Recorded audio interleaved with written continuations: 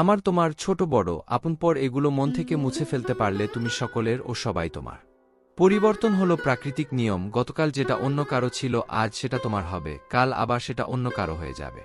অতীত এবং ভবিষ্যতে নয়, জীবন এই মুহূর্তের অর্থাৎ বর্তমানের অনুভূতি হল জীবন।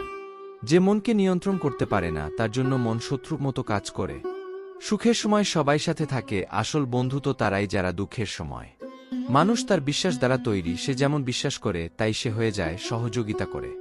যাকে তুমি নিজের মনে করে মগ্ন হচ্ছ এবং নিজেকে সুখী ভাবছ সেই সুখী একদিন দুঃখের কারণ হবে। সম্মান অসম্মান, লাভ ক্ষতি, সুখ দুঃখ, আনন্দ বেদনা আসলে এসবই মনের দুষ্টুমি, আত্মার শেষ লক্ষ্য হল পরমাত্মার সাথে মিশে যাওয়া। হে মানব, তোমার হৃদয়ে এত ঘৃণা রাখো না, যে হৃদয়ে ঘৃণা আছে সেখানে শ্যাম থাকে না। আত্মার শেষ লক্ষ্য হল পরমাত্মার সাথে মিশে যাওয়া। প্রতারিত হয়ে নিজের কর্তব্যপথ থেকে সরে আসা বোকামির পরিচয়, কারণ এর দ্বারা না আপনি স্বর্গ লাভ করবেন আর না আপনার খ্যাতি